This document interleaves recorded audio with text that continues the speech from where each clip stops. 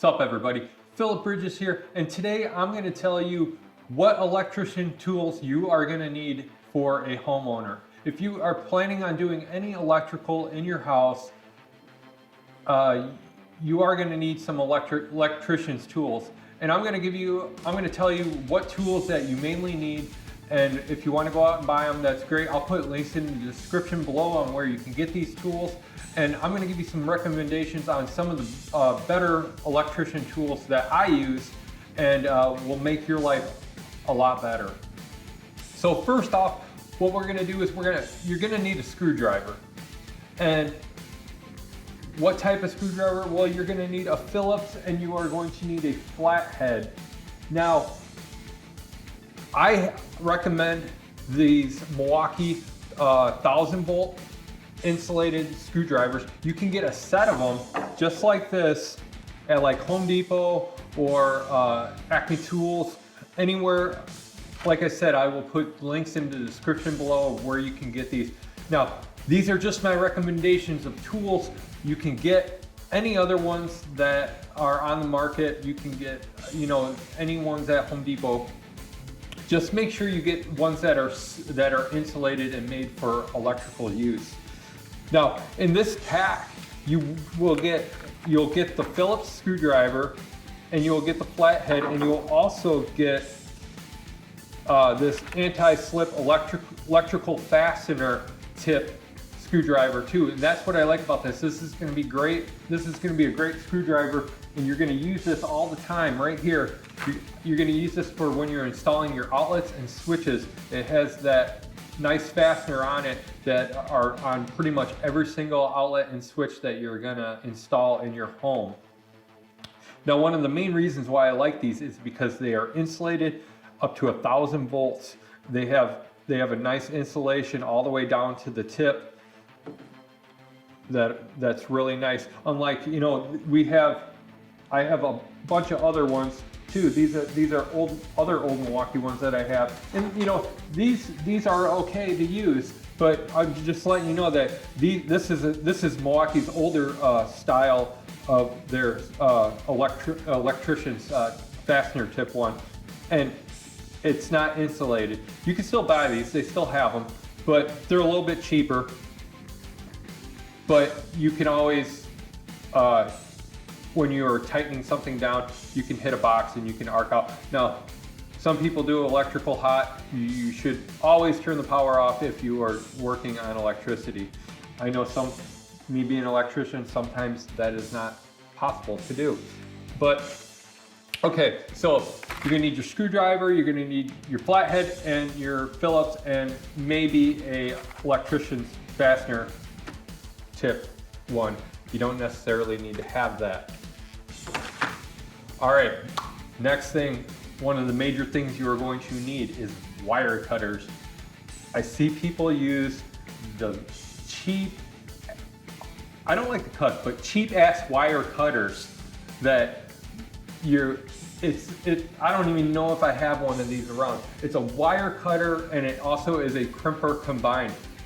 Those, I understand and the dire need, it will do the job, but I cringe every time I see someone using those as for electric.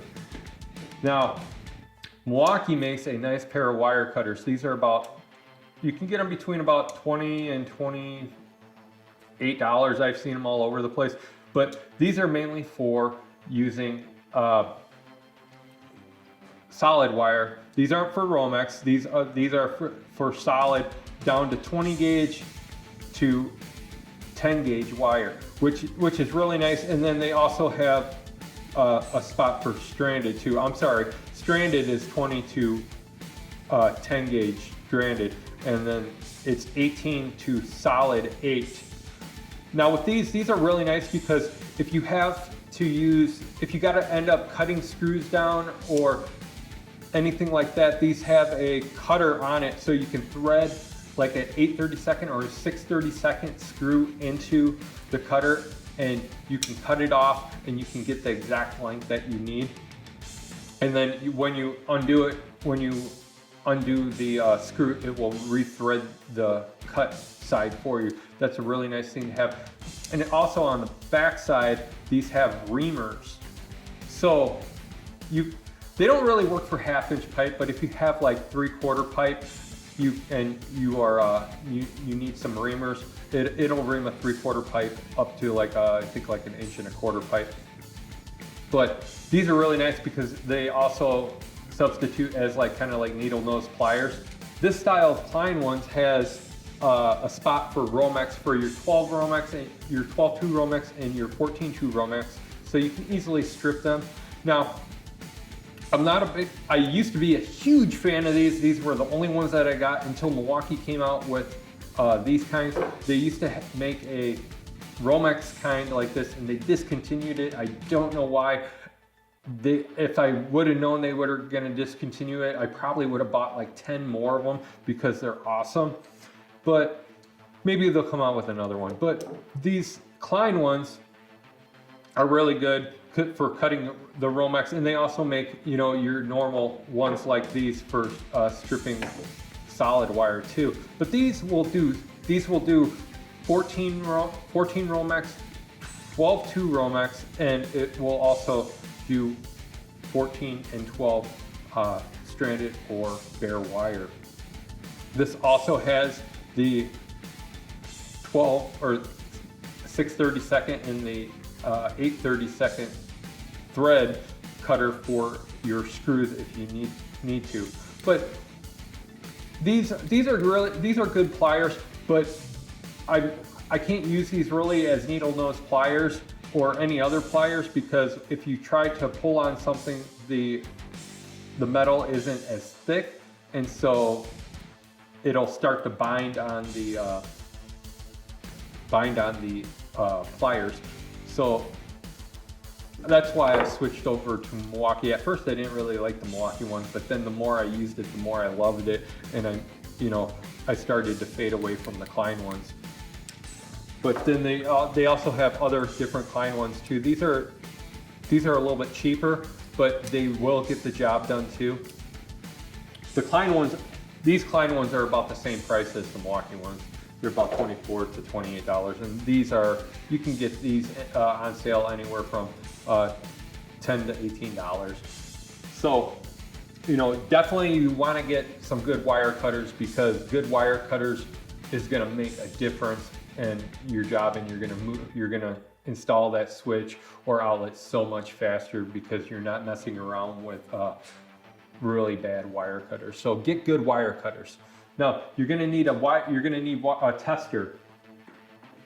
Now you can get a tester like this that you can plug into an outlet that will it'll tell you if it's hot or not. This will also do a continuity test on it too. So if you have a break in the line, you can kind of figure that out too. So the one tester that you want to do if you're really installing new outlets and stuff, and even just to have in your house, you want to get a tester like this. And what this tester does, it has it tells you if you have an open ground in your system. It'll tell you if your hot and neutral are reversed. If you have an open neutral, an open hot, and it'll tell you, of course, if it's correct. Now they make other different versions of this. This one is nice because it also tests the GFCIs. So you can always test your GFCIs every month, like everybody does. But they also make another version that is an arc fault one, because arc faults are, arc fault testing and arc fault outlets are the new thing now for the National Electric Code. Another tool that I strongly suggest adding to your electrical collection is a pair of 45 dikes. These are the Milwaukee ones. They're right here. I don't use these ones as much. It's one Milwaukee tool I don't care for. These are cobalt ones. These will also get the job done. They're little dikes, but the main ones I use are my Klein ones. And the reason why is because I've used my Klein dikes every day, every day I use them. I've had the same pair for at least 5 or 6 years, and I've cut bolts with them. I've cut screws with them. I use them to cut everything, and they stay sharp, and they're really nice. To use. This is a must-have for your electrical tool collection. Another tester that you can get is this one made by Klein. This is a really nice tester. What it does, it'll tell you if the wire is hot. If you have the switch out, you hit the button, a blue light comes on, and if it is hot, you'll hear a red beep. This is a really, at first I really didn't care for it, but this is one of the, I call them wiggly testers, but they're just a voltage tester. And this one works awesome. Usually they don't work very good, but this one is very reliable. It also has a built-in thermometer. So it has a laser thermometer. So if you hit someone's hand or something like that, you'll see a red dot, and it'll tell you what the temperature is. This I recommend if you are a home inspector, or definitely like a realtor or anything like that. You want to keep something like this in your pocket when you're doing a walkthrough on a house, because this, you can also test if your breakers are getting really hot too, if they're kind of getting to the point where they're almost getting overloaded but they're not tripping.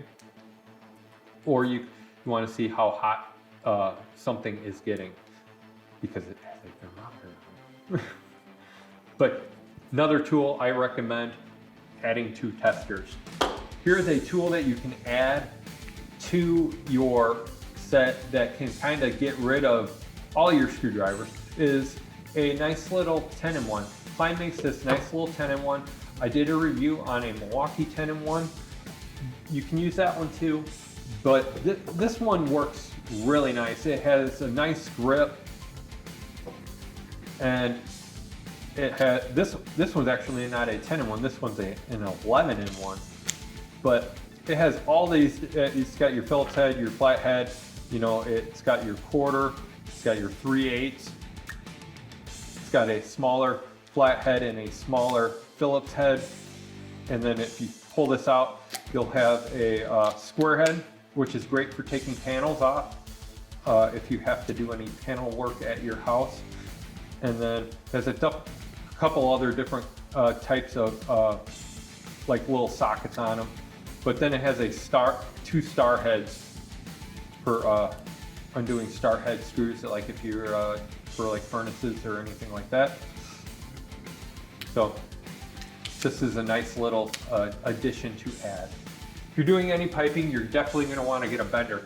Now, you can get different types of benders. I have a few over here. This one is, I got two Milwaukee ones. One's a 1/2 inch and one is a 3/4 inch bender. They're really nice because they have on here, they have a label, and it'll tell you on all the different kinds of bends that you can do, and all the, like, how to do a different offset and everything like that. And I think that's really cool that they put this on here for people who really don't know how to bend a piece of pipe. And it just gives them a nice little chart to help them figure it out. And then, they sell different kinds of benders. Milwaukee has them, Klein has them, Ideal makes benders, GB. This one is I got this one from GB. This was my very first bender I bought over about 20 years ago when I started doing electrical, and I use it still to this day. I call this one Big Bend. So yeah, you buy a bender, you're gonna have it forever. So it's a nice investment. All right, another tool you're gonna need if you're doing any piping is you're gonna need a reamer. Now what a reamer does is after you cut a pipe, you're gonna have to ream it. You're gonna have to get these burrs that are off the pipe. And so what you do is that's all you do is a couple times, just so the pipe is nice and smooth. This one is from Klein. This one will do a 1/2 inch all the way up to a 1 inch pipe for reaming. Anything after that, you can pretty much use a file.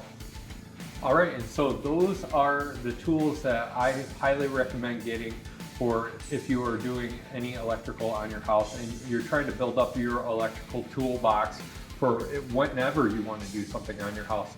So if you like this video, hit the like button, subscribe. If you haven't subscribed already, I'm Philip Bridges, and I will see you later. If you want to get a bender for doing pipe, don't try to bend the pipe by yourself. Don't try to wrap it around a pole and bend it. It's not going to work. Key lime seltzer water tastes so good.